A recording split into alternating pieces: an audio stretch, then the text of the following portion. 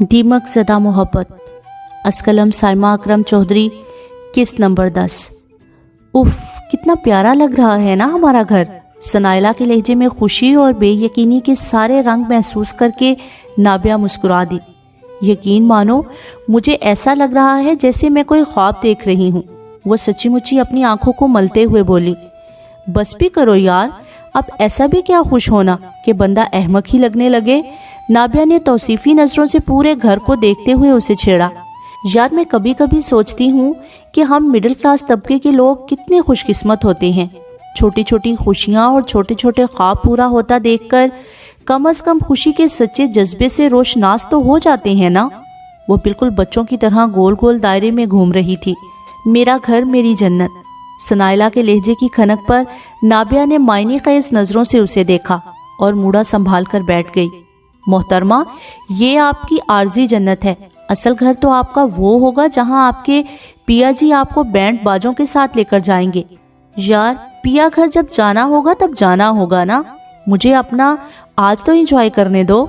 सनाइला ने खुशगवार अंदाज से कहते हुए खिड़की से पर्दा हटाया तो सामने ही गैलरी में बहुत से गमले एक तरतीब से रखे हुए बड़ा खूबसूरत तासुर दे रहे थे। कब आ रहे हैं तुम्हारे मामू और मोमानी? नाबिया ने तजस्सुस भरे अंदाज से पूछा। अगले महीने की 10 तारीख को। सनाइला का चेहरा सच्ची खुशी के एहसास से चमका। बहुत अरसे के बाद वो खिलकर मुस्कुरा रही थी। कोई बच्चे हैं उनके? हाँ, शायद 2 या फिर 3।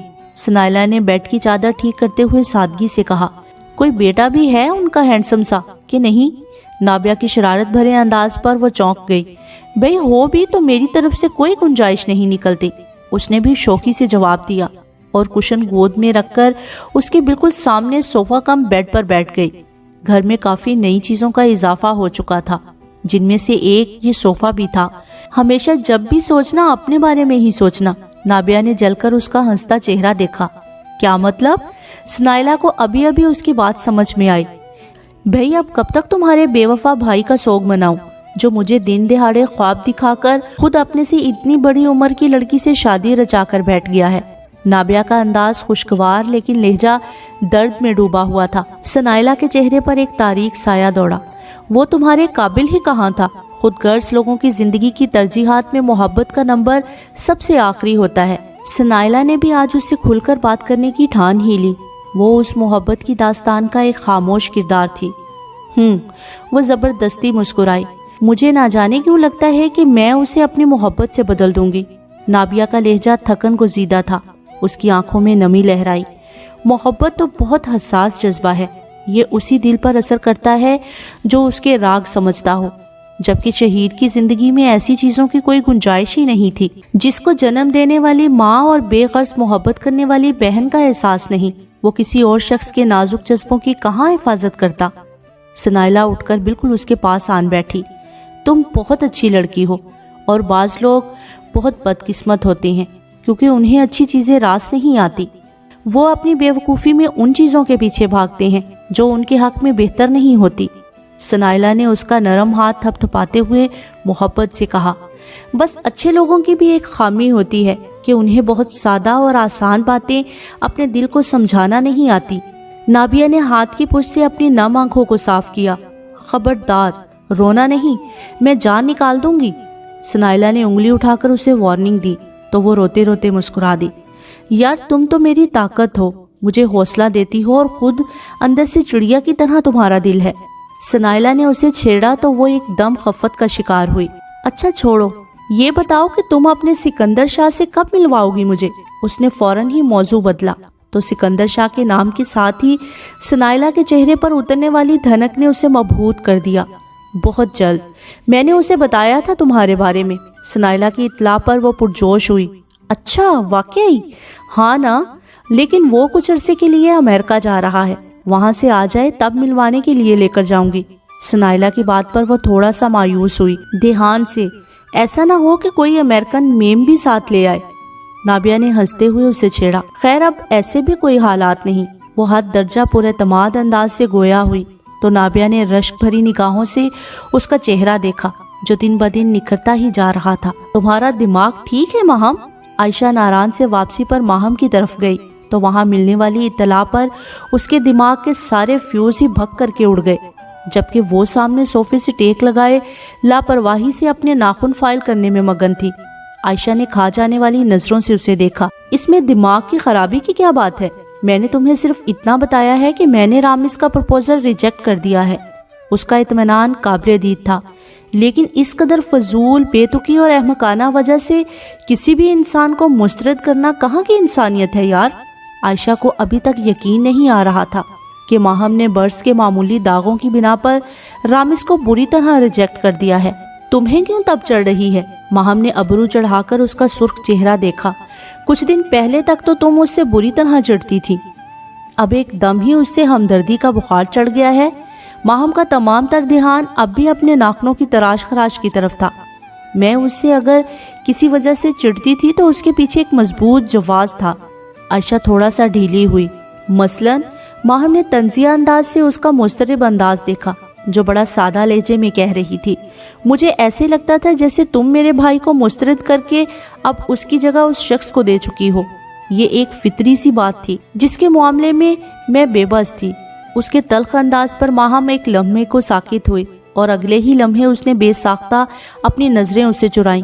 وہ اب خود کو سنبھالتے ہوئے دانستہ ہلکے پھلکے انداز سے بولی، میں تو سمجھی تھی کہ شاید تمہیں اس شخص کی پرسنالٹی ہی پسند نہیں۔ میں اللہ کی بنائی ہوئی چیزوں میں نقص نہیں نکالتی اور نہ ہی ان چیزوں پر کمنٹ کرتی ہوں جن کو بنانے میں انسان کا اپنا کوئی کردار نہیں ہوتا۔ میں نے اپنے کوئی خود ساختہ خوبصورتی کے معیار نہیں بنا رکھے۔ مجھے اللہ کی بنائی ساری مخلوق سے پیار ہے، اس میں میرا کوئی کمال نہیں، میں فطرتاً ایسی ہوں۔ عائشہ کی سادہ سی بات ماہم کو کسی خنجر کی طرح چبھی۔ وہ عجیب سی نظروں سے اسے دیکھتی ہوئی بولی، تمہارا کیا خیال ہے کہ میں اللہ کی بنائی ہوئی چیزوں میں نقص نکالتی ہوں؟ میں نے ایسا تو نہیں کہا۔ عائشہ نے کندھے اچکا کر اسے حیرت سے دیکھا جس کے چہرے پر بڑی تیزی سے تپش پھیلی۔ اگر تم فطرتاً سادہ ہو تو اگلا بندہ بھی فطرتاً حسن پرست ہو سکتا ہے۔ میں تمہیں بہت پہلے سے بتا چکی ہوں کہ میرے اندر یہ خامی ہے کہ میں ہر چیز میں پرفیکشن چاہتی ہوں اور اپنی اس خامی پر قابو پانے کے معاملے میں بے بس ہوں۔ وہ تھوڑا سا تلخ ہوئی۔ شاید تم ٹھیک کہتی ہو۔ وہ تھوڑا سا افسردہ ہوئی۔ اس کے دل میں رامز کے لیے تعصب بڑھتا ہی جا رہا تھا۔ کیا تم نے رامز کو بتا دیا کہ کس وجہ سے تم نے اس کا پرپوزل مسترد کیا ہے؟ اس نے بے چینی سے دریافت کیا۔ نہیں۔ ماہم کے جواب پر عائشہ کو کچھ سکون ہوا۔ میں نے اسے بتایا کہ ماما چاہ رہی ہیں کہ کسی آرمی بیک گراؤنڈ کے بندے کے ساتھ میری شادی ہو۔ پھر؟ عائشہ نے بے صبرے پن سے پوچھا۔ وہ شاکڈ رہ گیا اور کئی لمحوں تک بول ہی نہیں پایا۔ ماہم کی اطلاع پر عائشہ پھر بے سکون ہوئی۔ اس کو لگا تو نہیں کہ اصل وجہ کچھ اور ہے؟ میں کیا کہہ سکتی ہوں؟ ماہم نے اپنے ہاتھوں کو کاٹن سے صاف کرتے ہوئے لاپرواہی سے کہا، میری اس سے فون پر بات ہوئی تھی بھوربن سے آنے کے بعد۔ میں نے اس سے کوئی ملاقات نہیں کی۔ مجھے اس پر غصہ ہی بہت تھا۔ تمہیں کس بات کا غصہ تھا؟ عائشہ نے بمشکل خود کو مشتعل ہونے سے روکا۔ اس نے اتنی بڑی بیماری مجھ سے چھپا کر رکھی۔ وہ تو مجھے اچانک پتہ چل گیا، ورنہ شادی کے بعد پتہ چلتا تو کتنا برا ہوتا۔ وہ نزاکت سے ناک چڑھا کر بولی، یہ کوئی بڑی بیماری تو نہیں ماہم، میں نے بہت سے لوگوں کو اس کے ساتھ نارمل زندگی گزارتے دیکھا ہے۔ خود میری آمنہ آپی کی کوہنی پر ایک نشان تھا، لیکن انہیں تو کوئی مسئلہ نہیں ہوا۔ عائشہ کو سمجھ نہیں آ رہی تھی کہ اپنی نادان دوست کو کیسے سمجھائے۔ I am sorry عائش۔ اس کے چہرے پر گہری سنجیدگی اور قطعیت تھی۔ میرا دل تو پہلے ہی نہیں مان رہا تھا اور اس بات کے بعد تو ہرگز نہیں۔ اس نے ہاتھ جھاڑے۔ اصل میں بات یہ ہے ماہم کہ تمہارا دل اس پر نہیں اٹکا۔ تمہیں کسی بہانے کی تلاش تھی اور وہ تمہیں مل گیا۔ اس کے جل کر بولنے پر وہ ہنستی ہی چلی گئی۔ عائشہ نے تعصب بھرے انداز سے اسے دیکھا۔ تم جو بھی سمجھو، لیکن میری زندگی میں اب رامز کی کوئی گنجائش نہیں نکلتی۔ ہر شخص کو اپنے لیے بہتر سوچنے کا حق ہے اور کوئی اس کا یہ حق چھین نہیں سکتا۔ ماہم کی بات پر ایک غضب کی لہر عائشہ کے چہرے پر چھلکی۔ اسے لگا کہ وہ اپنا ضبط کھو دے گی، اس لیے وہ شدید طیش کے عالم میں اس کے کمرے سے نکل آئی۔ وہ تیزی سے اپنے گھر کا گیٹ عبور کر رہی تھی جب اس کے سیل پر ایک انجان نمبر سے کال آئی، جو نہ چاہتے ہوئے بھی اس نے اٹینڈ کر لی۔ میں رامز علی بات کر رہا ہوں اور آپ سے ملنا چاہتا ہوں۔ دوسری جانب سے بغیر سلام دعا کے اس فرمائش کو سن کر عائشہ ہکا بکا رہ گئی۔ اس کے قدموں نے آگے چلنے سے انکار کر دیا۔ جی، وہ صرف اتنا ہی بول سکی۔ پلیز انکار مت کیجیے گا۔ اس کے التجائیہ انداز پر عائشہ بالکل چپ کی چپ رہ گئی۔ آج شام 7 بجے ब्लू एरिया में सॉल्ट एंड पेपर रेस्टोरेंट में आपका इंतज़ार करूँगा। अपनी बात मुकम्मल करके उसने फ़ौरन ही फ़ोन बंद कर दिया। उफ, किस मुसीबत में फंस गई हूँ। अंदर आते हुए वो बुरी तरह झुंझला गई। घर में शायद कोई गेस्ट आए हुए थे। टीवी लाउंज से गुजरते हुए उसने मुलाजमा से मेहमानों के बारे में इशारे से दरियाफ्त किया। अंदर से बोलने की आवाज़ें आ रही थी। अंसर साहब आए हुए हैं। मुलाजमा की इतला पर वो फ़ौरन अपने बेडरूम की तरफ लपकी। वो इस वक्त अंसर भाई की दास्तान गम सुनने के कतन मूड में नहीं थी। उसे मालूम था कि उन्होंने समन आपी को समझाने की दरख्वास्त करनी है, जो कम अज़ कम उसके लिए नामुमकिन काम था। वो आपकी बेहतरीन दोस्त है। रामिस का लहजा आज़ुर्दा था। वो थके थके अंदाज से उसके सामने बैठा हुआ था। वो सिर्फ अपनी बेहतरीन दोस्त है, आयशा ने अपने दिल में खुद को जवाब दिया। उसे भी माहम पर काफ़ी गुस्सा था, लेकिन फिर भी वो उसकी दोस्त थी, इसलिए आयशा ने अपना तबसरा उसके सामने महफूज ही रखा। मैंने हमेशा आपको उनके साथ देखा है, आप उनको समझाती क्यों नहीं हैं? रामिस ने झुंझलाकर अपने सामने बैठी सादा और मेहरबान सी लड़की को गौर से देखा, जो उसकी दरख्वास्त पर ना सिर्फ उससे मिलने के लिए आ गई थी, बल्कि पिछले 1 घंटे से उसकी दास्ताने गम भी बड़े तहम्मुल से सुन रही थी। क्या समझाऊं उस सियानी बीबी को? आयशा चाहते हुए भी ये सवाल नहीं कर पाई। मुझे समझ नहीं आ रहा कि माहम को अचानक हुआ क्या। उसने खुद मुझे वहां बुलवाया था। रामिस की आंखें रज्जगों की गम्मासी कर रही थी। शेव पड़ी हुई और वो सख्त परेशान और आज़ुर्दा हाल लग रहा था। उसकी ज़हनी हालत का अंदाज़ा उसकी बेरब्त गुफ्तगू से लगाया जा सकता था। पता नहीं बैठे बिठाए उसे क्या हो गया है। वो अजियत और हैरत की इंतहा पर था। उसका ऐसे ही बैठे बिठाए दिमाग खराब होता है। आयशा ये फिक्रा बस सोच सकती थी। उसने मुझे अचानक ही नज़रअंदाज करना शुरू कर दिया। मेरी कॉल अटेंड नहीं करती, किसी टेक्स्ट का जवाब नहीं देती। वो अपनी पेशानी को मसलते हुए बामुश्किल बोला, अच्छा खासा हैंडसम और डैशिंग बंदा है। अल्लाह जाने उस अहमक को वो दाग कहाँ से नजर आ गए। आयशा ने ये सोचते हुए बेचैनी से पहलू बदला। मेरा तो सोच सोच कर दिमाग फटने लगा और फिर अचानक मुझे ख्याल आया कि मैं आपसे बात करूं। हो सकता है कि उसने आपसे असल बात शेयर की हो। वो खोजती नज़रों से आयशा का सपाट चेहरा पढ़ने की कोशिश कर रहा था, जबकि आयशा के लिए उसके आज़ुर्दा चेहरे पर नज़र टिकाना उस वक्त दुनिया का मुश्किल तरीन काम था, जिसे वो इंतहाई दिक्कत से सरअंजाम दे रही थी। साथ ही साथ दिल में माहम को कोसने का सिलसिला भी अरूज पर था। असल बात से आपकी क्या मुराद है? आपका क्या ख्याल है कि उसने आपसे झूठ बोला है? आयशा के पुरएतमाद अंदाज पर वो गड़बड़ा गया। मैंने ऐसा कब कहा? वो बौखला कर बोला। असल में जब मेरी मामा उसके घर गई थी तो उसकी मम्मी ने बहुत अच्छा रिस्पॉन्स दिया था, और फिर पीसी में उसकी आपी भी मुझसे बहुत इम्प्रेस हुई थी। उसकी मासूमियत पर आयशा ने एक दफ़ा फिर माहम को दिल में बेदरेक गालियों से नवाजा। वो कमीनी सारे ही जहान को ऐसा ही रिस्पॉन्स देती है। आयशा ने उस फिक्रे को बमुश्किल अपने लबों पर आने से रोका। उसका ताल्लुक जिस क्लास से है, मेरा नहीं ख्याल कि वहाँ वालिदैन की राय को इतनी अहमियत दी जाती होगी, और माहम जैसी लड़की तो बिल्कुल भी नहीं दे सकती। वो तल्ख हुआ। सारी बातें तो तुम्हें मालूम है, फिर मुझे क्या यहाँ झक मारने को बुलाया है? आयशा बस सोच कर रह गई। वो बिल्कुल ठीक ठाक थी। उसका दिमाग अचानक ही ख़राब होता है। उसने मुझे शाम को चाय पर बुलवाया था। ये उसका पुराना तरीका वारदात है। फिर न जाने उसे क्या हुआ कि अचानक ही होटल छोड़कर इस्लामाबाद आ गई और मुझे बताया तक नहीं। उसने बताकर फंसना थोड़ी था। रामिस की हर बात का जवाब वो दिल ही दिल में बड़ी सूरत से दे रही थी। बज़ाहिर उसके होंठ खामोश और नज़रें उसके परेशान हाल चेहरे पर थीं। अब मुझसे क्या चाहते हैं? आयशा ने दो टोक अंदाज में पूछा। आप उसे समझाएं ना कि वो मेरे साथ ऐसा ना करे, उसने बचकाना अंदाज से कहा। मेरे बस में अगर ये होता तो शायद मैं सबसे पहले उसे उस वक्त समझाती जब उसने मोहित को छोड़ा था। वो न जाने कैसे बुलंद आवाज में उस दफ़ा सोचने की गलती कर गई। मुंह से निकली बात को अंदर धकेलना नामुमकिन था। रामिस का चेहरा तारीक और आयशा का फक हुआ। क्या मतलब? वो उजलत में बोला। आयशा ने अपनी निगाहें चुराई और खामोश रही। मोहित आपका भाई है ना, जो मुझे उस दिन फंक्शन में मिला था? बेसब्री और बेचैनी उसके आंगन से नुमायां हुई। आयशा सर हिलाकर रह गई। वो बहुत बुरे तरीके से फंसी थी। उसके मुंह से बेसाख्तगी में निकली हुई बात रामिस के दिल में तीर की तरह पेवस्त हुई थी। माहम का उससे क्या ताल्लुक था? उसकी आंखों में वहशत के सभी रंग जाग उठे।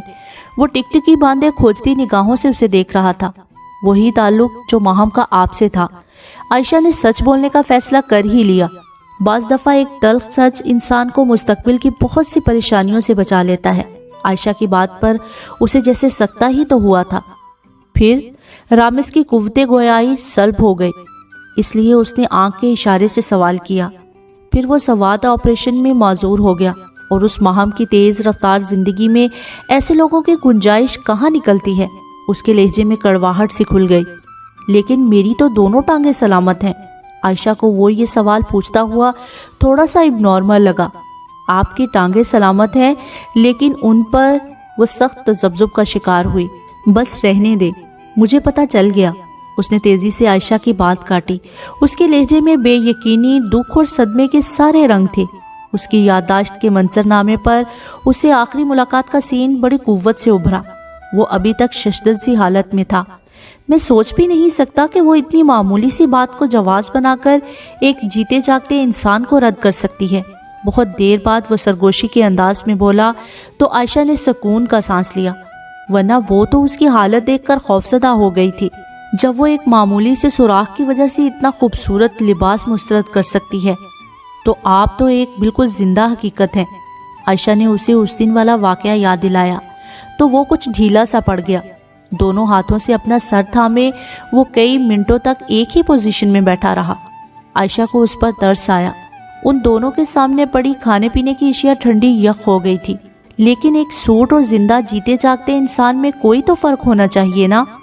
اس نے سر اٹھا کر سرخ آنکھوں سے عائشہ کو دیکھا تو خوف کی ایک لہر اس کے پورے وجود میں دوڑ گئی۔ وہ جان گئی تھی کہ وہ ضبط کے کڑے مراحل سے گزر رہا ہے۔ ہاں، کچھ لوگ یہ بھول جاتے ہیں کہ بے جان اشیاء میں دل کی دھڑکنیں نہیں ہوتی، لیکن زندہ لوگوں کی تو نبض چلتی ہے، اور انہیں دکھ، غم، تکلیف جیسے سارے جذبے کرب کی بھٹی میں دھکیل سکتے ہیں۔ عائشہ کے لہجے میں جھلکتا رنج مصنوعی نہیں تھا۔ وہ بالکل بے بس انداز میں ایسے اس کے سامنے بیٹھا تھا کہ ایک دفعہ تو عائشہ کو اس پر موہد کا گمان ہوا۔ آپ میرے لیے موہد کی طرح ہیں، اور میری خواہش ہوگی کہ میں آپ کو بھی اسی طرح زندگی میں کامیاب اور خوش و خرم دیکھوں جیسے میں اب اپنے بھائی کو دیکھتی ہوں۔ اس کے پرخلوص انداز پر وہ چونکا۔ اس کے پاس اس بات کا کوئی جواب نہیں تھا۔ زندگی میں بعض دفعہ ہم یوں ہی چلتے چلتے غلط موڑ مڑ جاتے ہیں۔ تھوڑا سا چلنے کے بعد احساس ہوتا ہے کہ یہ راستہ تو ہماری منزل کو نہیں جاتا۔ اس لمحے وہاں بیٹھ کر خود کو کوسنے سے بہتر ہے کہ بندہ یہ سوچ کر پلٹ جائے کہ کوئی نہ کوئی راستہ تو ہمارا ہوگا نا۔ اس کی آنکھوں میں بڑا نرم سا تاثر تھا۔ وہ بے یقینی سے اسے دیکھتا گیا۔ یقین کریں کہ یہ کام مشکل ضرور ہے، لیکن ناممکن نہیں۔ اب بولنے کی باری عائشہ کی تھی۔ وہ ہونٹ بھینچے اسے سن رہا تھا۔ وہ ایسی کیوں ہے؟ ساری بات سن کر وہ بمشکل بولا، وہ جیسی ہے وہ ویسی ہی رہے گی۔ اپنی زندگی کو آسان بنانے کے لیے چیزوں کو اسی طرح قبول کرنا شروع کر دیں جیسی وہ حقیقت میں ہوتی ہیں، نہ کہ انہیں ویسا بنانے کی کوشش میں اپنی زندگی کو ہلکان کر لیں جیسا کہ ہم چاہتے ہیں۔ عائشہ نے پانی کا گلاس اس کی جانب بڑھایا اور اس نے چپ چاپ پکڑ کر لبوں سے لگا لیا۔ وہ ایک ہی سانس میں پورا گلاس خالی کر گیا۔ کیا آپ بھی ماہم کی طرح ہیں؟ اس نے گلاس میز پر رکھتے ہوئے بہت عجیب سا سوال کیا۔ کیا میں آپ کو ویسی لگتی ہوں؟ ماہم نے اس کی خالی آنکھوں میں جھانکا۔ نہیں، وہ ایک لمحے کے توقف کے بغیر بولا۔ ماہم کہتی تھی کہ عائشہ بہت عجیب لڑکی ہے، انسانیت کا پرچار کرتی ہے۔ آج کل کے دور میں ایسی کتابی باتیں بھلا کون کرتا ہے؟ وہ خود فراموشی کے عالم میں اس کی بات دہرا رہا تھا۔ عائشہ ہنس کر چپ ہو گئی۔ لیکن میں اب سوچتا ہوں کہ عجیب آپ نہیں، وہ خود تھی۔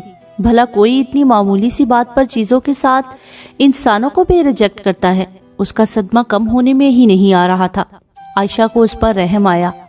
بس ہر شخص کی زندگی گزارنے کے اپنے اصول اور ضابطے ہوتے ہیں، ہم کیا کہہ سکتے ہیں؟ عائشہ نے بڑی صفائی سے اپنا دامن بچایا۔ وہ تو ابھی بھی اس لمحے کو کوس رہی تھی جب وہ بے اختیاری میں اس کے سامنے موہد کا راز افشا کر گئی۔ تھینک یو سو مچ۔ وہ اچانک اٹھ کھڑا ہوا۔ آپ نے مجھے بہت بڑی الجھن سے نکالا۔ وہ اب اپنے والیٹ سے پیسے نکالتے ہوئے مزید بولا۔ میں نہ جانے کب تک یہ سوچ سوچ کر پاگل ہوتا رہتا کہ آخر اس نے مجھے کیوں چھوڑا۔ وہ مجھے بے شک رد کر دیتی، لیکن اصل وجہ بتا دیتی تو میں آپ کو کبھی زحمت نہ دیتا۔ وہ اب بل بک میں بغیر گنے پیسے رکھ رہا تھا۔ آپ ٹھیک ہے نا؟ میں آپ کو ڈراپ کر دوں؟ عائشہ خود بھی گھبرا کر کھڑی ہوئی۔ آپ ٹینس نہ ہو، میں بالکل ٹھیک ہوں۔ وہ کھڑے کھڑے اسے تسلی دیتے ہوئے زبردستی مسکرایا۔ پھر میں اس بات کی امید رکھوں کہ میری اگلی ملاقات آپ سے کسی ہسپتال یا سائیکالوجسٹ کے کلینک میں نہیں ہوگی۔ عائشہ کی بات پر وہ ہلکا سا چونکا اور آپ کے وہ کھل کر مسکرایا۔ انشاءاللہ۔ اس کے لہجے میں کچھ تھا جو عائشہ نے مطمئن ہو کر سر ہلا دیا۔ میں آپ کو آپ کے گھر ڈراپ کر دوں؟ وہ اب بالکل متوازن لہجے میں اس سے پوچھ رہا تھا۔ نو تھینکس، میرے پاس گاڑی ہے۔ عائشہ اب اس کی ہمراہی میں ریسٹورنٹ سے باہر نکل رہی تھی۔ میرے پاس ایک پینٹنگ ہے، میں اگر وہ آپ کو دینا چاہوں تو کہاں ملیں گے آپ؟ عائشہ نے اپنی گاڑی کا دروازہ کھولتے ہوئے اسے دیکھا جو باہر کی فضا میں اب کھل کر سانس لے رہا تھا۔ اسے اندازہ ہوا کہ وہ دوبارہ اسے ملنے کا کیوں کہہ رہی ہے۔ یقین کریں میں کچھ ایسا ویسا نہیں کروں گا، آپ مطمئن رہیں۔ اس نے بڑی سرعت سے عائشہ کی سوچ کو پڑھا تو وہ کھلکھلا کر ہنس پڑی۔ آپ ماشاءاللہ بہت ذہین ہیں۔ ذہین لوگ ہی ہمیشہ احساس کی بھٹی میں جلتے ہیں، عقل نہ ہو تو بہت سے مسئلوں کا تو ادراک ہی نہیں ہوتا۔ اس کے خوشگوار انداز پر عائشہ ایک دفعہ پھر ہنس دی۔ کل فاطمہ پارک میں شام 5 بجے۔ ڈن؟ عائشہ نے فوراً ہی پروگرام ترتیب دیا۔ Okay done. وہ اب کھل کر مسکرا رہا تھا۔ اسے اپنے سامنے کھڑی مہربان سی لڑکی کے سارے اندیشے سمجھ میں آ رہے تھے اور وہ اسے مزید پریشان کرنا نہیں چاہ رہا تھا۔ سکینہ، عصر کا ویلا ہو گیا کہ نہیں؟ اماں نے بالکل بے حس و حرکت لیٹی سکینہ کو مخاطب کرنے کے لیے یوں ہی پوچھا۔ اسے اس طرح بالکل ساکت لیٹے دیکھ کر ایک لمحے کو تو جمیلہ مائی کے دل کو کچھ ہوا۔ وہ کئی گھنٹوں سے ایک ہی پوزیشن میں لیٹی ہوئی چھت کی کڑیاں گن رہی تھی۔ سکینہ پتر، میں تجھ سے پوچھ رہی ہوں، اماں نے خوفزدہ انداز سے ذرا اونچی آواز میں اسے مخاطب کیا۔ پتہ نہیں اماں، اس کے وجود میں بالکل بھی جنبش نہیں ہوئی۔ اماں دہل کر اٹھ بیٹھی۔ سکینہ، میری دھی ایسے کیوں لیٹی ہے؟ اماں بے تابی سے اس کا چہرہ چھو کر دیکھنے لگی۔ پھر کس طرح لیٹوں اماں؟ سکینہ کا لہجہ کسی گہرے دکھ میں ڈوبا ہوا اور چہرے پر ویرانی ہی ویرانی تھی۔ چل میری دھی اٹھ کر بیٹھ، ایسے لیٹی ہے میرے دل کو ہول اٹھ رہے ہیں۔ اماں نے اسے سہارا دے کر بٹھایا۔ وہ چپ چاپ ٹیک لگا کر بیٹھ گئی۔ لان کی سیر کو چلے گی میری دھی رانی؟ اماں نے اس کے ماتھے کا بوسہ لیا۔ نہیں اماں، دل نہیں کر رہا۔ وہ نہ جانے کیوں اس قدر بیزار تھی۔ اچھا پھر میں اپنی دھی کو ٹی وی چلا دوں؟ اماں کے منہ سے یہ غیر متوقع بات سن کر بھی سکینہ کو حیرت نہیں ہوئی۔ رہنے دے اماں، کیا دیکھنا ہے؟ وہی روز کے ایک جیسے سیاپے، وہ جیسے نیند میں بولی، اور اس کے جواب پر اماں کو یقین ہو گیا کہ وہ ٹھیک نہیں ہے، ورنہ ٹی وی کی تو وہ حد درجہ شوقین تھی۔ خبریں، حالات حاضرہ اور سبھی ڈراموں کی کہانیاں اسے ازبر تھیں۔ میں اپنی دھی کو باہر سے تازہ اخبار لا دوں؟ جمیلہ مائی کو اس کی خاموشی اور بیزاری کسی پن کی طرح چبھ رہی تھی۔ نہیں اماں، وہ ہلکا سا جھنجھلا گئی۔ کیا کوئی درد یا تکلیف تو نہیں ہو رہی میری چندا کو؟ جمیلہ مائی کو ابھی ایک خیال آیا۔ اماں مجھے یہ چندہ وندہ نہ کہا کر، بھلا اتنا کالا کلوٹا بھی چاند ہوتا ہے بھلا؟ اس کے چڑھ کر بولنے پر اماں مسکرا دی۔ اس کے وجود میں گہرا اطمینان اترتا گیا۔ اب ایسے مشکوک انداز میں کیوں دیکھ دیکھ کر ہنس رہی ہے؟ سکینہ کی جھجلاہٹ میں کوفت بھی شامل ہوئی۔ بس تو میری دھی بے شک ایسے ہی لڑتی رہا کر مجھ سے، لیکن ایسے چپ کر کے نہ لیٹا کر، میرے دل میں ہول اٹھتے ہیں۔ اماں کی سادہ سی بات پر سکینہ کو ایک دم ہی غصہ آیا۔ تو بھی اماں بہت ہی عجیب ہے، لڑتی ہوں تو تب بھی تجھے غصہ آتا ہے اور چپ کر کے لیٹ جاؤں تو تب بھی سکون نہیں۔ وہ اب برا سا منہ بنا کر لیٹ گئی۔ بازو کی پشت سے اس نے آنکھوں کو ڈھانپ لیا۔ اسے نہ جانے کیوں پچھلے ایک ہفتے سے خواہ خواہ ہی بیزاری ہو رہی تھی۔ اے سکینہ، یہ وڈے ڈاکٹر صاحب کیا باہر ملک گئے ہیں؟ جمیلہ مائی نے اس کا پسندیدہ موضوع چھیڑا تو اس نے فوراً آنکھوں سے بازو ہٹا کر اماں کو دیکھا جو اپنا کروشیا سنبھال کر بیٹھ گئی تھی۔ کون سے وڈے ڈاکٹر؟ یہاں تو سارے ہی وڈے بنے پھرتے ہیں، سکینہ نے انجان بن کر پوچھا۔ اور میری جھلی دھیرانی، میں ڈاکٹر خاور کی بات کر رہی ہوں۔ اماں کا انداز انتہائی پرسکون تھا۔ سکینہ کو مائی جمیلہ پر رشک آیا۔ وہ بڑی سے بڑی بات بھی بہت سکون سے کر جاتی۔ مجھے کیا پتا اماں، اس نے بیزاری سے ناک پر سے مکھی اڑائی۔ میں کون سا ان کی سیکٹری لگی ہوئی ہوں؟ لے، تجھے کیا ہوا؟ تو کیوں اوکھی ہو رہی ہے؟ جمیلہ مائی اس کی ناراضگی کو سمجھنے سے قاصر تھی۔ تو بھی تو الٹے سیدھے سوال کر رہی ہے۔ اب مجھے کیا پتا ڈاکٹر صاحب کہاں گئے؟ خود تو سارا دن ہسپتال میں سیرے کرتی ہے، کسی سے پوچھ لینا تھا۔ سکینہ نے ایک دفعہ پھر بازو اپنی آنکھوں پر رکھ لیا۔ ڈاکٹر خاور کی غیر موجودگی نے اس کے دل کا سارا سکون غارت کر رکھا تھا۔ دل و دماغ عجیب سی بغاوت پر اترے ہوئے تھے، ہر چیز کاٹ کھانے کو دوڑ رہی تھی۔ تجھ سے تو بات کرنا ہی عذاب ہے، ایویں گلے پڑ رہی ہے۔ जमीला माई की बुड़बुड़ाहट सकीना की समातों तक पहुंची थी, लेकिन उसने कोई तबसरा नहीं किया। उसकी मुसलसल खामोशी से तंग आकर जमीला माई क्रोशिया और धागा रखकर कमरे से निकल गई। उसका इरादा रिसेप्शन पर बैठी नर्सों के साथ गपशप लगाने का था। सकीना, हल्का सा नॉक करने के बाद दरवाज़ा खुला और डॉक्टर खावर ने धीरे से उसका नाम लिया तो सकीना को ऐसे लगा जैसे उसकी समातें उसे धोखा दे रही हों। सकीना, क्या आप सो रही हैं? वो अब बिल्कुल उसके सरहाने आकर बोले तो उसने हड़बड़ाकर आंखें खोली और अब बेयकीनी से उसे अपने सामने थके थके से डॉक्टर खावर को देख रही थी, जो आज काफ़ी दिन के बाद उसके कमरे में आए थे। कैसी तबीयत है आपकी? उन्होंने संजीदगी से उसकी फाइल उठाई और गौर से देखने लगे। मैं तो ठीक हूँ, लेकिन आप कहाँ चले गए थे? सकीना के मुंह से बेसाख्ता फिसला तो एक फीकी सी मुस्कुराहट उनके लबों पर नमूदार हुई। अपना तो यही हाल है, जो कोई यार से निकले तो सुएदार चले, उन्होंने साफ डाला। वो अब सकीना से उसकी अद्वियात के बारे में दरियाफ्त कर रहे थे। डॉक्टर साहब, आप परेशान हैं ना? सकीना की बात ने डॉक्टर खावर को कुछ लम्हों के लिए ताज्जुब में मुब्तला किया। आपको किसने कहा? हर बात कहने वाली थोड़ी होती है। वह रंजीदा से अंदाज में मुस्कुराई। जिन लोगों से हमारा रिश्ता दिल का हो, उनके साथ हमारा ताल्लुक वजदान का होता है। उनकी परेशानी की खबरों पर दिल को बेचैनी के पर लग जाते हैं। उनके सब दुख सुख वही की तरह हमारे दिलों पर उतरते हैं। वाह सकीना, आप तो फिलोसोफर हो गई हैं। वो कुर्सी घसीटकर उसके पास बैठ गए। अम्मा कहाँ हैं? उन्होंने दाएं बाएं देखा तो वो मुस्कुरा दी। अम्मा इस वक्त राउंड पर निकली हैं। आजकल उन्होंने आपकी ड्यूटी संभाल ली है। सकीना कोहनियों के बाल उठते हुए बोली। उसकी शरारत पर वो मुस्कुरा दिए। बस कुछ जिंदगी के मामलात में बुरी तरह उलझा हुआ था। उन्होंने बालों में हाथ फेरते हुए संजीदगी से कहा, जब तक इंसान का सांस की डोर के साथ रिश्ता कायम है, ये मामलात तो ऐसे ही चलते रहेंगे। डॉक्टर खावर को सकीना आज पहले से ज्यादा समझदार लगी। डॉक्टर साहब, कभी मोहब्बत की है आपने? सकीना के सवाल से ज्यादा वो उसकी जुर्रत पर चौंके। क्यों? उनकी आंखों में इस्तजाब की लहर दौड़ी। जब शहर मोहब्बत की हवा लगती है तो इंसान ऐसे ही शुरू में कुछ दिन परेशान रहता है। उसके बाद जब दिल को नए मौसम रास आने लगते हैं तो फिर जिंदगी में काफ़ी सुकून हो जाता है। सकीना की बात ने उन्हें जी भरकर हैरान किया। अच्छा, तो आपका क्या ख्याल है कि मुझे शहर मोहब्बत की हवा लग गई है? उन्होंने दिलचस्पी से अपने सामने बैठी आम सी लड़की को देखा, जो कई दफ़ा उन्हें चौंका जाती थी। मैं क्या कह सकती हूँ? वो तजब्जुब का शिकार हुई। ऐसे मामलात में बाहर के लोगों की नज़रें बहुत तेज़ होती हैं।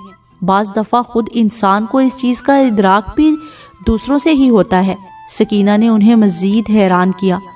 नहीं, खैर ऐसी तो कोई बात नहीं। उन्होंने लापरवाही से उसे तसल्ली दी। ये आप मुझे बता रही हैं या खुद को समझा रही हैं?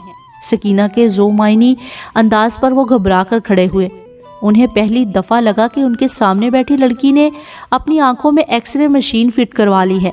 सकीना, आपने मेरी गैर मौजूदगी में बड़ी बड़ी बातें करना कहाँ से सीख ली? उन्होंने फौरन मौजू बदला। आपकी गैर मौजूदगी में कुछ ना कुछ तो करना ही था। उसका लहजा अफसुर्दगी में डूबा हुआ था। इंसानी चेहरे मुझे दिलचस्प लगे, इसलिए उन्हें पढ़ने की कोशिश कर रही हूँ। इंसानी चेहरे पढ़ना आसान काम नहीं, वही तो असल में धोखा देते हैं। उन्होंने वापसी के लिए कदम बढ़ाए। डॉक्टर साहब, 1 मिनट। उसने उनको जाने से रोका। आपके लिए मैंने एक किताब मंगवाई थी, सकीना ने उजलत में कहा। मेरे लिए? वो बड़े खुशगवार हैरत के साथ खड़े हुए। वो क्यों? आप भी तो मेरे लिए कई गिफ्ट्स लाते हैं। मैंने तो आपसे कभी नहीं पूछा। उसके शिकवे पर मुस्कुराते हुए मुस्तनसर हुसैन तारड़ की किताब का बैग सरे वर्क देखने लगे। प्यार का पहला शहर। किताब का नाम पढ़ते ही उन्हें झटका लगा। ये मेरे लिए है क्या? उन्होंने बेयकीनी से सकीना को देखा, जिसकी आंखों में मोहब्बत का एक जहां आबाद था। जी आपके लिए, वो मुस्कुराई। लेकिन यही नॉवल क्यों? डॉक्टर खावर की आंखों में उलझन तैरने लगी। मुझे इस नॉवल की हीरोइन पास्कल में अपनी झलक नजर आती है। वो कुछ ना कहते हुए भी बहुत कुछ कह गई। लेकिन पास्कल की किस्मत में तो नारसाई लिखी गई थी। उन्होंने इंतहाई संजीदा अंदाज में याद दिलाया। वो ये नॉवल पहले भी पढ़ चुके थे। तो क्या हुआ? वो इस्तेहज़ाइया अंदाज में मुस्कुराई तो डॉक्टर खावर ने सवालिया निगाहों से उसे देखा। मुझे मालूम है, हम जैसे लोगों की किस्मत में अल्लाह नारसाई का दुख अनमिट रोशनाई से लिख देता है। कोई दवा, कोई दुआ, कोई तदबीर भी उसे नहीं बदल सकती।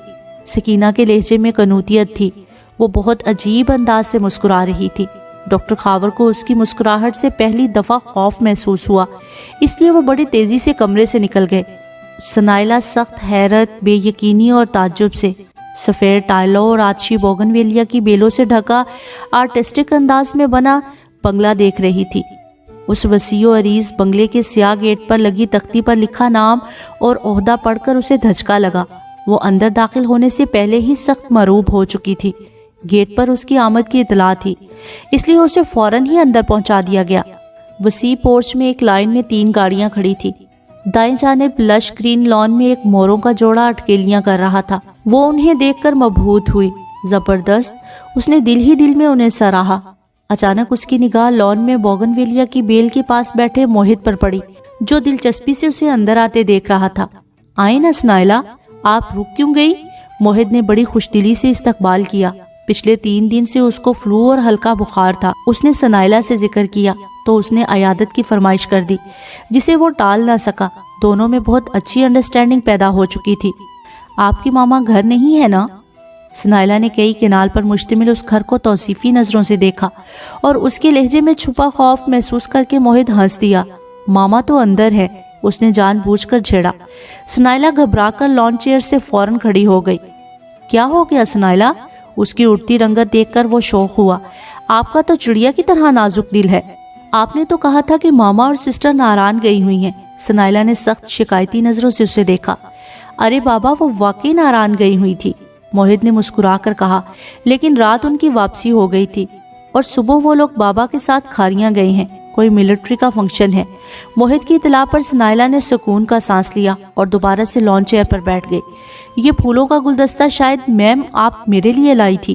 موہت کے شرارت بھرے انداز پر وہ سٹپٹا گئی۔ I am sorry. اس نے ماتھے پر نمودار ہونے والی ننھی بوندوں کو ٹشو سے صاف کرتے ہوئے بکے اس کی جانب بڑھایا، جو وہ اپنی گود میں رکھ کر بیٹھی ہوئی تھی۔ اب کیسی طبیعت ہے آپ کی؟ اس کو عیادت کی رسم نبھانے کا بھی خیال آیا۔ اب تو بالکل ٹھیک ہو گیا ہوں۔ اس کی معنی خیز نگاہیں سنائلہ کے ہاتھ پیر پھلا رہی تھی۔ آپ اپنی کہانیوں میں رومانٹک ڈائلاگ لکھتی ہیں؟ موہت کے سنجیدہ سے سوال نے اسے مزید بوکھلا دیا۔ کیا مطلب؟ مطلب یہ کہ ابھی تو میں نے کچھ کہا ہی نہیں اور محترمہ بالکل اسٹرابری کی طرح سرخ ہو گئی ہیں۔ تو جب وہ خود لکھتی ہوں گی تو تب کیا حالت ہوگی؟ موہت کو اپنے سامنے بیٹھی یہ سادہ سی لڑکی نہ جانے کیوں اچھی لگنے لگی تھی۔ لفظ لکھنا اور چیز، جبکہ ان کو برتنا ایک اور مرحلہ ہوتا ہے۔ سنائلہ نے پر اعتماد نظر آنے کی کوشش کی۔ کون سی چیز زیادہ آسان ہے، لکھنا یا ان کا تجربہ کرنا؟ وہ دلچسپی سے بولا۔ تھیوری سے زیادہ پریکٹیکل ہمیشہ مشکل ہوتا ہے۔ سنائلہ کے بے ساختہ جملے پر وہ کہکہا لگا کر ہنسا، جبکہ سنائلہ خفہ زدہ انداز سے موروں کے جوڑے کو دیکھنے لگی جو پورے لان میں اٹکیلیاں کر رہے تھے۔ یہ میرے بابا کو چولستان میں رہنے والے ایک ملازم نے گفٹ کیے تھے۔ موہت نے اس کی نظروں کے تعاقب میں دیکھتے ہوئے اطلاع دی۔ یہ کب سے ہیں آپ کے گھر؟ سنائلہ نے تجسس سے پوچھا۔ پچھلے 2 سال سے یہ ہمارے گھر کا حصہ ہیں، لیکن مجھے آج ان کی خوش قسمتی کا یقین آ گیا ہے۔ موہت کی ذو معنی انداز پر اس نے چونک کر دیکھا۔ آپ جب سے یہاں ہیں اس وقت سے انہی پر نظر کرم کر کے بیٹھی ہیں، اس لیے مجھے لگا کہ مجھ سے زیادہ تو یہ لکی ہیں۔ موہت کی بات پر وہ بے ساختہ جھیپ سی گئی۔ اس کے گال تپ گئے اور وہ پلکیں چپک چپک کر سامنے بیٹھے شخص کو دیکھنے لگی، جس کا بدلا ہوا روپ اس کے ہاتھ پیر پھلا رہا تھا۔ سنائلہ، ایک بات کہوں؟ اس کے لہجے کی حدت سے سنائلہ کا دل پگھلا۔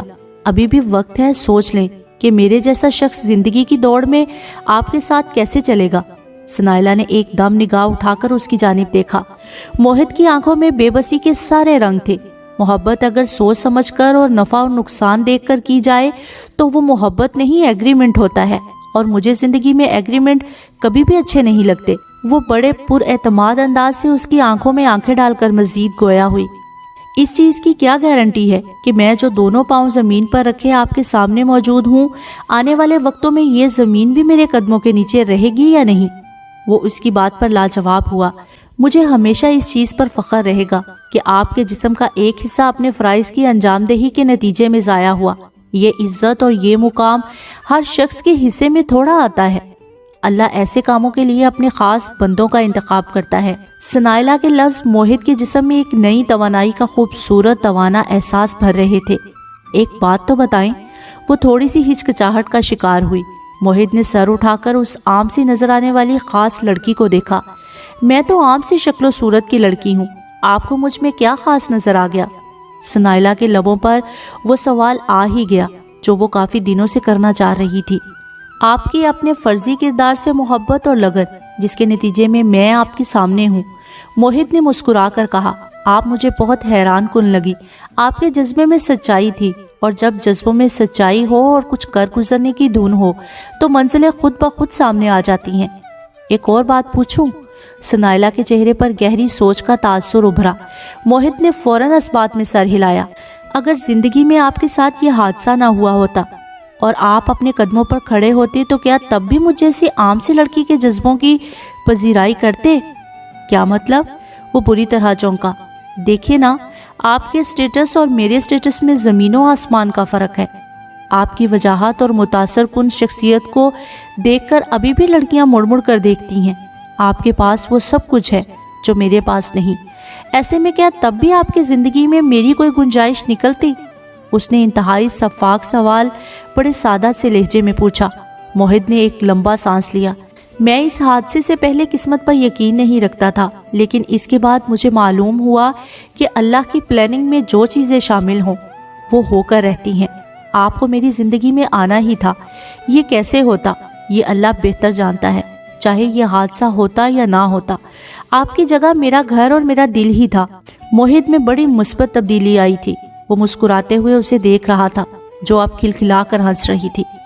عائشہ نے کوئی 8ویں بار اپنے رسٹ واچ میں وقت دیکھا تھا۔ اس کی نگاہیں پارک کے داخلی گیٹ کی جانب تھی جہاں سے رامس نے آنا تھا۔ گزشتہ رات اس نے بڑے پزمردہ خیالات کے ساتھ بسر کی۔ دل کے ساتھ ویسے ہی اس کی ٹھنی ہوئی تھی۔ ساری رات وہ اپنے بیڈ روم سے اسٹوڈیو کے چکر لگاتے ہوئے گزار دیتی۔ دل کو کسی بھی لمحے سکون حاصل نہیں تھا۔ ہر وقت یہی سوچ دل و دماغ کا احاطہ کیے رکھتی کہ اس شخص نے میرے ساتھ ایسا کیوں کیا؟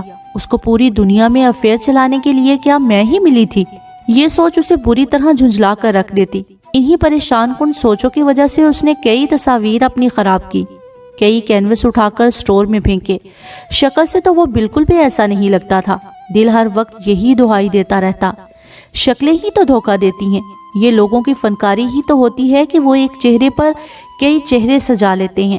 دماغ بڑی مکار سی مسکراہٹ کے ساتھ یاد دلاتا۔ وہ اپنی گاڑی کے ساتھ ٹیک لگائے شام کی واک کے لیے آنے والے لوگوں کو بیزاری سے دیکھ رہی تھی۔ دماغ میں مختلف سوچوں نے ادھم مچا رکھا تھا۔ وقت جیسے جیسے گزر رہا تھا، عائشہ کے دل کی دھڑکنیں بے ترتیب ہوتی جا رہی تھی۔ کہیں اس بے وقوف نے خودکشی تو نہیں کر لی؟ پہلے بھی یہ کارنامہ سر انجام دے چکا ہے۔ عائشہ کا دھیان اب رامس کی جانب ہوا۔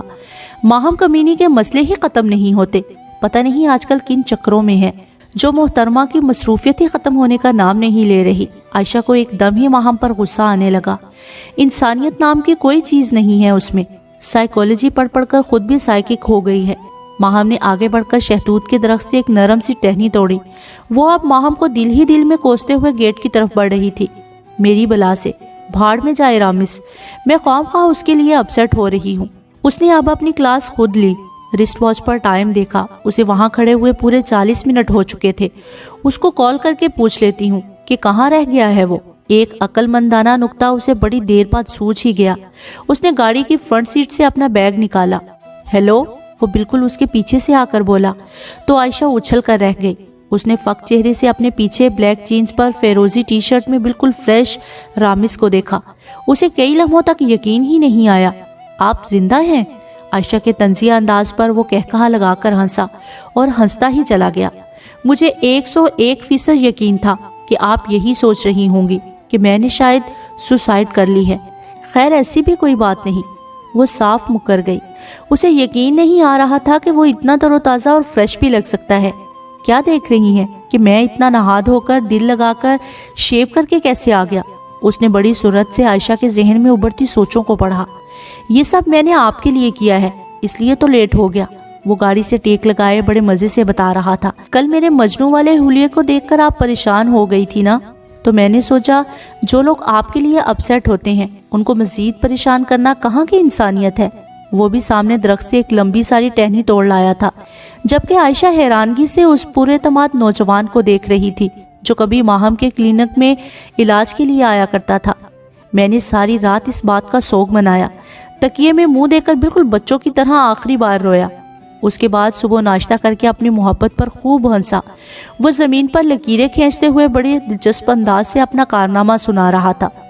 اچھا، میں تو کل ڈر گئی تھی، عائشہ نے صاف گوئی سے کہا۔ آپ نے سوچا ہوگا کہ جذباتی سا بندہ ہے، کہیں خود کو کوئی نقصان نہ پہنچا لے۔ اس کا انداز 100% درست تھا۔ میں شاید ایسا بھی کر گزرتا، وہ لاپرواہی سے بولا، اگر آپ نے مجھے اپنے بھائی موہت کا نہ بتایا ہوتا۔ عائشہ اس کی بات پر الجھ گئی۔ میں نے سوچا کہ جب موہت جیسا بندہ جس نے ایک عظیم مقصد کی بنا پر اپنے جسم کا ایک حصہ کھو دیا، جب اس نے اس جیسے شخص کی قدر نہیں کی تو میں اس کے سامنے کس کھیت کی مولی ہوں۔ وہ استہزائیہ انداز میں ہنسا۔ پھر اس نے جس معمولی بات کو وجہ بنا کر مجھے مسترد کیا، میں تو شاکڈ رہ گیا۔ وہ ہاتھ میں پکڑی ٹہنی زمین پر آہستہ آہستہ مارتے ہوئے رنجیدہ لہجے میں مزید بولا، مجھے وہ اچھی لگتی تھی، لیکن اپنی شکل و صورت کی بنا پر نہیں، اپنے پروفیشن کی وجہ سے۔ اس کی بات پر عائشہ پوری طرح چونکی۔ میرا خیال تھا اسے انسانیت سے محبت ہے، وہ مسیحائی کے پیشے سے وابستہ ہے، اس لیے میری زندگی میں آنے والے سارے خلا پور کر دے گی۔ لیکن وہ دھیمے لہجے میں بولتے بولتے چپ کر گیا۔ بس ہر انسان اپنے لیے بہتر سوچ سکتا ہے، ہم کیا کہہ سکتے ہیں۔ عائشہ کو کچھ لمحوں کے لیے اپنا غم بالکل بھول گیا۔ مجھے کئی دفعہ اس کی چیزیں عجیب تو لگتی تھیں، لیکن میں جان بوجھ کر نظر انداز کر دیتا تھا۔ لیکن مجھے اب پتہ چلا کہ انسان اپنی ان چھوٹی چھوٹی چیزوں سے بہت جلد پہچانا جاتا ہے جو وہ روانی میں کر رہا ہوتا ہے۔ رامس نے پہلی دفعہ کھل کر اعتراف کیا۔ خیر چھوڑیں، آپ میرے لیے کون سی پینٹنگ لائی ہیں؟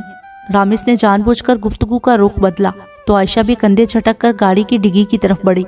واو، بیوٹیفل۔ رامس توصیفی نگاہوں سے اس خوبصورت پینٹنگ کو دیکھ رہا تھا۔ پہاڑوں کے درمیان بل کھاتا ایک خوبصورت راستہ جو تا حد نگاہ صاف، شفاف اور روشن دکھائی دے رہا تھا، جبکہ پہاڑ سرخ، زرد اور سبز رنگوں کے پھولوں سے اس طرح لدے ہوئے تھے کہ کوئی بھی حصہ خالی نظر نہیں آ رہا تھا۔ آپ کا تخیل بہت خوبصورت ہے، رامس نے کھلے دل سے سراہا تو وہ مسکرا دی۔ میرا خیال تھا کہ آپ میرے لیے ایسی پینٹنگ بنا کر لائیں گی جس میں ایک لمبی ریلوے لائن پر ایک نوجوان اپنا سر جھکائے مایوس اور پریشان کن حالت میں بیٹھا ہوگا۔ اس سے کچھ فاصلے پر ایک خوبصورت لڑکی اس کو چھوڑ کر ہمیشہ کے لیے جا رہی ہوگی۔ وہ رامس کی بات پر بے ساختہ ہنس پڑی۔ ہرگز نہیں، میں ایسا کر ہی نہیں سکتی۔ عائشہ نے فوراً تردید کی۔ مجھے اگر رنگوں سے کچھ شدھ بدھ ہے تو میری کوشش ہوتی ہے کہ میری پینٹنگ سے کسی دوسرے بندے کو مثبت تحریک ملے۔ مجھے مایوسی اور ناکامی کا کوئی بھی رنگ اچھا نہیں لگتا۔ وہ بہت سلجھے ہوئے انداز سے اپنا موقف بتا رہی تھی۔ آپ بہت اچھی لڑکی ہیں، رامس نے بڑے دل سے کہا۔ وہ شخص بہت خوش قسمت ہوگا جو زندگی کے سفر میں آپ کا شریک ہوگا۔ اس کی بات پر عائشہ کو جھٹکا لگا اور لاشعوری طور پر دل کے کئی ٹانکے ادھرتے چلے گئے۔